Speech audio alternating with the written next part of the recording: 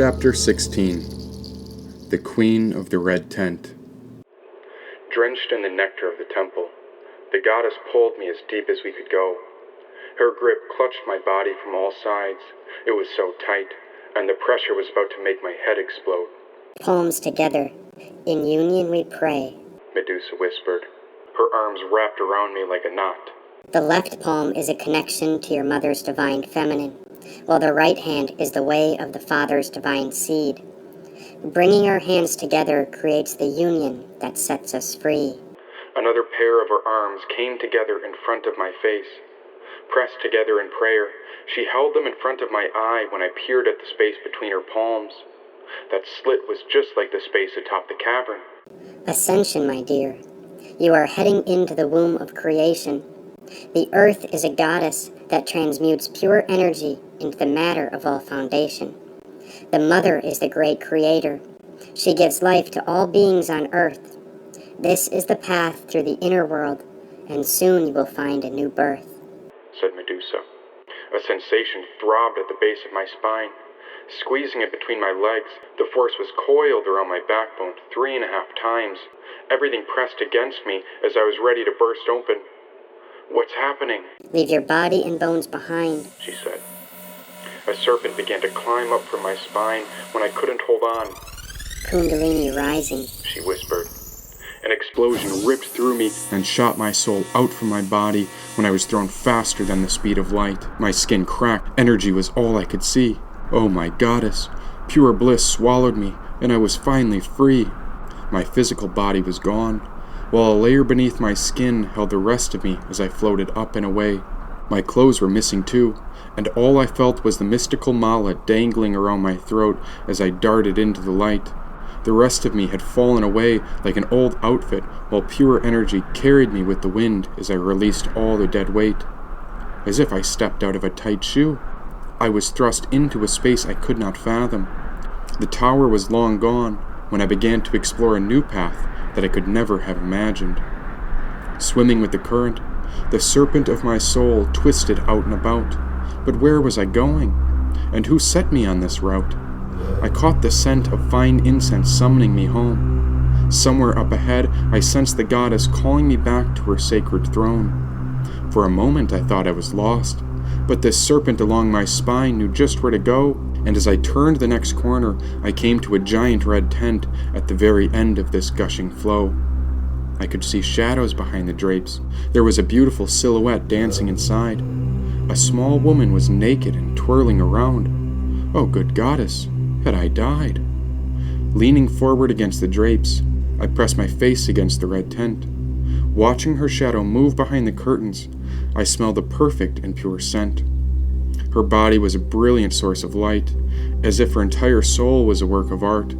She spun while the energy fluttered around her when a surge of power began beating in my heart. Twisting and turning again and again, she rotated like a wheel of red light. Tiny droplets of energy were floating in all directions, and I'd never seen a woman shining so bright. What's inside the red tent? Her face came an inch from me. May I have your consent? She asked. Only a veil was waiting between her eyes. It was she, and I was sure of it. I could feel the goddess's shadow beyond this silk layer, and I would do anything to touch her magic again. Yes, of course. The woman pulled open the fabric and kissed me when I realized I hadn't died. Oh, this woman brought me into heaven, and now I let out a giant sigh. The material world meant nothing in her presence. It was all so minuscule compared to her worth, as if I'd been looking all my life for her, and this was finally the end of a long-lost search. I spread apart the silk before entering her lair, and like a river running over a rock bed, her energy spread everywhere at once. Mysterious and elusive, I tried to locate the face upon her soul, but the red light separated into at least 12 bodies as she danced like the light atop a burning coal. Beautiful red colors were sewn into divine tapestries and drapes hanging all around. This was the holiest place I'd ever been. It was the most significant place I had ever found. Waiting before me, a great ritual was about to begin. She prepared all of it well ahead of time, and now the curtains fell behind me when she welcomed me in. A table was set in the center, straps hanging from around this bed. She'd been expecting me, I presume, and that's why I'm absolutely sure I was not dead. The principle of gender. She said, looking over her shoulder and pulling me deeper inside. Heard of it? Her touch was magnetic, and wherever she went inside the tent, I followed her. Soft cushions and blankets lined the outer edge of this circular space alongside two giant mirrors, one on the left and one on the right. In the center of the room, there was even an altar, with various stones and artifacts laid out, including feathers, potions, and books. Then hanging over the two mirrors were two lightning rods sparking with electric energy. On the right, the bolt was yellow, and on the left, it was magenta. The beams intertwined at the pinnacle of the tent where the current radiated dark red. Gender is in everything. Everything has its two poles. It's the masculine and feminine principles. All creation everywhere requires both genders, and so the masculine and feminine are within all beings. Gender manifests on all planes, she said. Do I know you from somewhere? You might remember me once I take off your old layers, but you will know me as the Red One, and I will be your goddess of the rough. I am the primal queen that all souls must face after the physical body has had enough, she said. I was stuck in her gaze when her lips pressed against mine as I sank into her energy. It felt as if her lips devoured me when my body fell in love with her touch. Trapped in a trance, I fought for a breath, but she had control over my lungs when she breathed air into me until there was no space left. Droplets of energy began teasing me. Her spirit was something like fresh air, and so I would do my best to quench this feeling because her taste was the most rare. You're yummy, she said, pulling away for a breath. My soul was dripping from her lips. What's going on here? How are you doing this? I was trapped in her gaze again. Then she took me by the hand and ordered my essence in place. The great red goddess undressed her layers before she kicked off the red and black lace.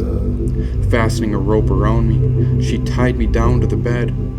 Now tell me, sir, how dirty did you get back on Earth? She asked. What's with the rope? I tried to get up, but I couldn't wiggle free. I'm going to make sure we get you all cleaned up, said the red goddess. You're coming with me. Her smile turned mischievous. Climbing on top of me, roars of thunder echoed from the two poles of intense current, feeding energy into the red tent. She was so small, yet powerful beyond measure, and she danced on the table over me. Had I a reason to fear this woman? Gazing into the mirror on my left, I appeared as a woman, but on the right I could see myself as a man. Everyone has two halves. Did you forget? Asked the red one.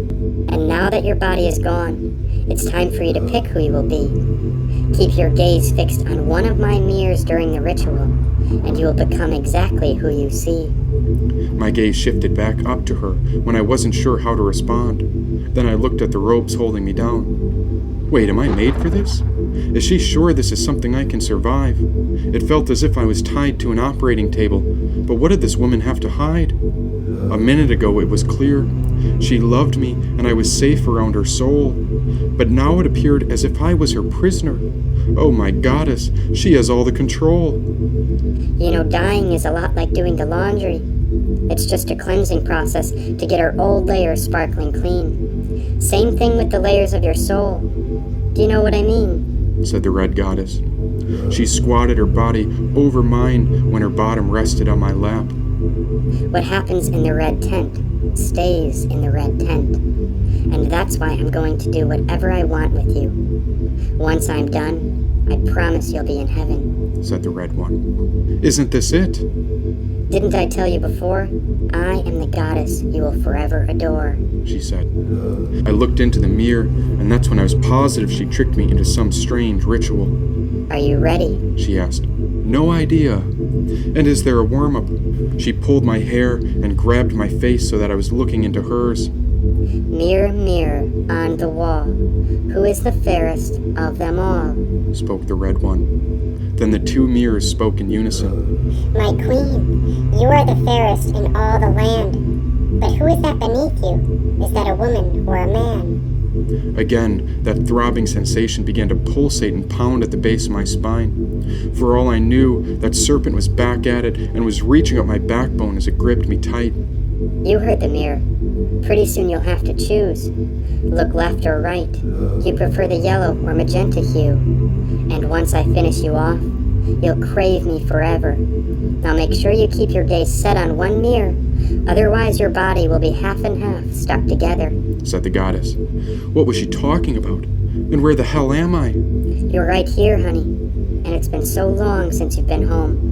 I'm here to release the old weight from your past and welcome you up to my throne. All creatures visit me once they die, and everyone has to answer to me first. Holy shit, I think I may be dead. And to the spirits who abuse their authority, the ones who misuse the precious gift of our life, then I will be sure to give them my very worst, and that's why I have the moon's knife, said the red one, holding a blade up. It was razor sharp and in the shape of a crescent moon when she raised a candle over me. I can see right through you. I can even hear all your mind has to say. And by looking at the last life you've had, well, it appears you went the right way.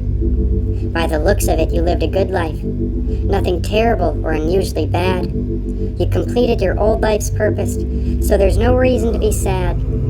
You were a kind soul, treating creatures and plants well since the day you were born. But why, look at this. One thread of your soul appears to be torn. See, now that makes me curious, because my crystal ball says you murdered a king, and by the looks of your old journey, you were willing to do just about anything, said the red goddess. She looked deeper when I felt her fingers navigating through my memory.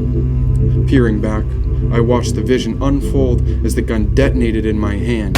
Then I saw King Burns III drop dead. And even if it appears that this king had it all wrong, well, you've done quite the deed. You eliminated a precious spirit of life who had the right to awaken. I'm afraid this is quite heavy. See, now you are in for something you'll always remember. No more candle wax for you, mister. Time to get your soul back on track through the power of my burning ember, said the red goddess. Turning the candle upside down, she pressed the flame against the side of my temple, burning me alive. Now that's the worst of it, and I'm so sorry that you missed your way.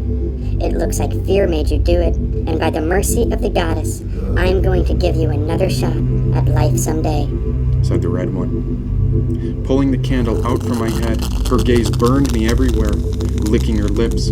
I could see the two currents sparking above the mirrors as bursts of light erupted across both poles. Oh, baby, baby, baby.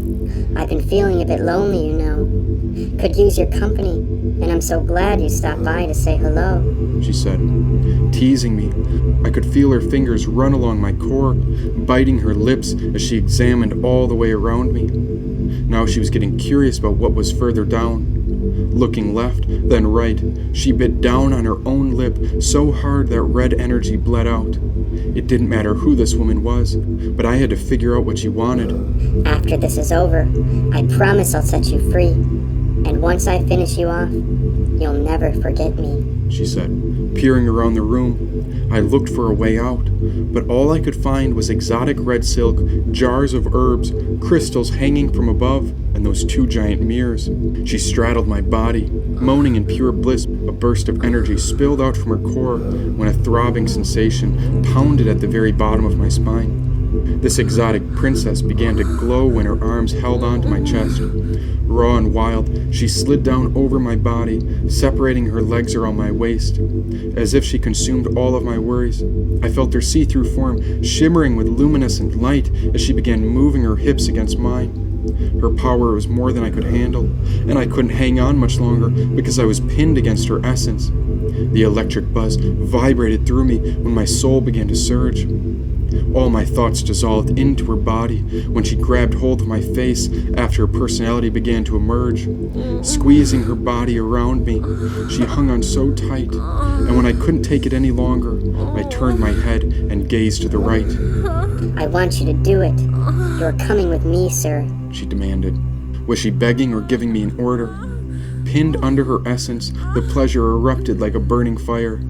Pure vigor reached up into my navel, first looking right, and on the verge of looking back left, she grabbed my throat and pinned my head back to the right. Gazing into the mirror, I saw myself as a man. Don't switch sides on me now. I think we remember what happened the last time you looked in both mirrors before we were finished, said the red one. Paralyzed by ecstasy, I dissolved when she jumped downward and thrust her mouth around my core. Plunging her throat over me, her essence swallowed me whole, while she pressed herself down. Disappearing inside of her, my eyes peered open when she raised the crescent blade high. Slicing it across my neck, I exploded when I felt a layer of my old body die. A feeling of freedom erupted when nothing else mattered.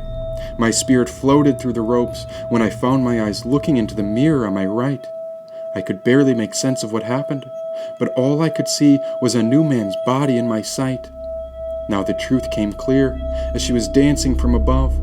She gave me the form of a masculine essence, and she had freed me with her love. She licked her lips while a mixture of energy and blood dripped down her chin. Like I said, you'll never forget me. A playful smile stretched around her lips. What happened? My soul is the truth. My womb is the way. I give everyone a fresh start, even the wicked souls who went the wrong way. Today I release you from all your past lies. My red tent is where creation starts. You'll have to make new choices from now on.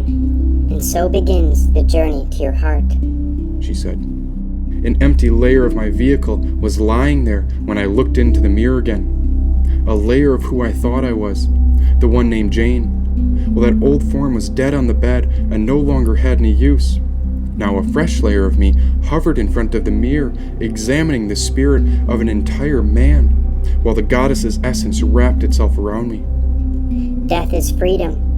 Even if you sin, there's no such thing as hell, baby. All souls get a chance to begin again, she said. Free to move throughout her red tent, I spread my new body between her beautiful feathers, stones, cards, and jars, examining my masculine potential. Looking back to my queen, she was irresistible, and beneath her I saw the remains of all the weight, the old pains, and a life of suffering that she had released me from. How may I serve you? I fell to my knees and bowed to the Red Queen, as she was my goddess and guide, who I would pray to and worship for all of eternity. I was so small compared to the grace of her loving spirit. Her fingers reached down to pull up my gaze. Pure and naked, she was free from the confines of any bodily form, and so I understood her to be the liberator of all that needed to be stripped away. She was the bright light of survival, and she was the dawn of a new day. For so long I was trapped in that body, until you set me free. Please, my red goddess of the rough, how may I serve thee? Hold me, she whispered. And so I scampered up to my feet to hug her when we fell back onto the endless pillows lying on the silk bed. Here I saw how it all was, because this tent was the first room inside her sacred temple, and by some miracle, I was all alone with her. How did you do that? How did you? I am, she stated. Waiting for her to speak again, that was all she said for the moment, and whatever she wanted from me, I knew I would offer it to her. And together we liberate illusions. Union means I don't care about gender, race, or creed. Any spirit that comes to me is reminded of our truth, how we are all one, yet we are given lives in separate bodies upon a new birth. The gender you are born with is the gender you are created to be. You can't change who you are, but within you are both the masculine and feminine principles, and so all beings have the potential to become free. Then it is you who are the truth. The truth is in the spirit, and that gender exists in everything. Baby, promise me you won't forget again, because gender manifests on all planes. It's the sun and the moon, the light and the dark, hidden in the depths of every soul. We are born of a spark. I was in heaven while I held her, and the only reason she was rough was because she had to shake off that weight from my dead body. Too much thinking led my old life astray, but this time she had to be rough with me, or else I'd never find my way. Go forward, she whispered. Onward and upward, within and through. Everything you are seeking is also seeking you. Without even realizing it, my soul had gotten so light I started slipping up and away from her. There I ascended toward the 2 electric poles of current feeding power into the red tent. I had no choice but to submit and surrender. Passing upward, My soul was swept into the center of light. Grabbing hold of the mystical mala around my neck, I pressed my hands together in prayer. Then I took one last look at the mirror on my right. I watched her entire essence transform into green light when her shape altered into the primal form of the green goddess.